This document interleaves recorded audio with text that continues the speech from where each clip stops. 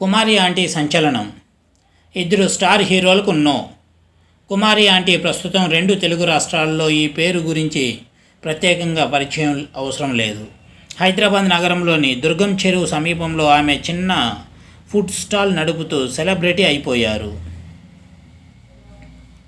ఆమె స్టాల్లోని వంటకాలు బాగా రుచిగా ఉండడంతో ఎక్కడెక్కడి నుంచో భోజనం చేయడానికి అందరూ ఇక్కడికే వస్తుండటంతో ట్రాఫిక్ జామ్ అవుతుంది. తర్వాత జరిగిన పరిణామాలు ఆమెను సెలబ్రిటీని చేశాయి. మీది మొత్తం 1000 రూపాయలు అయ్యింది.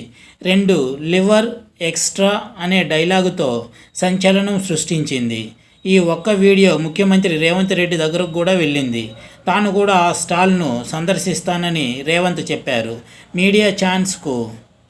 మీడియా ఛానల్స్కు ఇంటర్వ్యూలు ఇవ్వడంతో పాటు పలు టీవీ కార్యక్రమాలకు కుమారి ఆంటీ హాజరవుతోంది.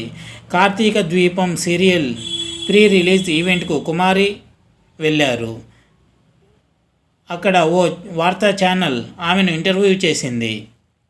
కొందరు ఛానల్స్ వారు వచ్చి తనను అడిగారని, తన పిల్లలు చెప్పడంతోనే కొన్ని సీరియల్స్లో నటించానని, శ్రీదేవి డ్రామా కంపెనీ షోలో పాల్గొన్నానని, ఇంద్రజ, ఆది లాంటి వారితో నటించానన్నారు.